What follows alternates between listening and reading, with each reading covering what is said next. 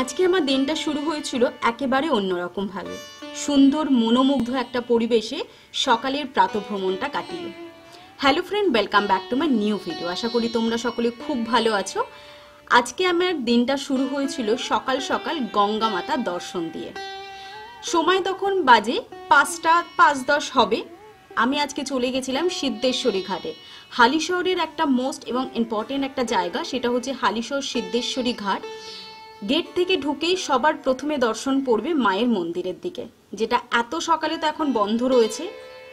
এখানে কিন্তু তোমরা এলে যে কোনো সময় পুজো দিতে পারো, তার অবশ্যই নির্দিষ্ট একটা সময় আছে, মানে 8টা থেকে পুজো শুরু হয় এবং সেই পুজোটা চলতে চলতে হয় 12টা-1টা পর্যন্ত পুজো চলে। আবার বিকেলবেলাও কিন্তু মন্দির ওপেন হয়, তখনও তোমরা এসে পুজো দিতে পারো। তো এখন এই সকালবেলায় চলছে মন্দির চত্বরটা পরিষ্কার পরিচ্ছন্ন করা। মায়ের মন্দির এখন বন্ধ আছে, সেটা তোমাদেরকে একটু জুম করে দেখাবো। সামনে যেটা দেখতে পাচ্ছ গ্রিল দিয়ে আটকানো, সেটাই হচ্ছে মায়ের মন্দির। সেটা এত সকালে বন্ধ রয়েছে, এত সকালে তো সেটা ওপেন হয় না। পরে পুরোহিত মশাই আসবে, এখন হচ্ছে পুরো মন্দিরটাকে ধোয়া হচ্ছে। খুব সুন্দর একটা পরিবেশ এখানে, একদম খুব কম লোকজনই আসা যাওয়া করে। আর আজকে এখানে আসার একটু রিজন আছে, কারণ আজকে আমি সকাল সকাল চলে এসেছিলাম গঙ্গা মাতাকে নিয়ে যাওয়ার জন্য। না, গঙ্গা মাতাকে তো নিয়ে যাওয়া পসিবল নয়, গঙ্গার জল নিতে আসার জন্য ভাবলাম আজকে সকাল সকাল একটু চলে যাই গঙ্গার ঘাটে, সেখান থেকে জলও আনা হবে এবং সকালটা কিরকম থাকে সিদ্ধেশ্বরী ঘাটটা সেটাও একটু তোমাদের সাথে শেয়ার করা হবে। সামনেই রয়েছে বাদাঘাট, এখানে অনেক লোক আসে স্নান করতে।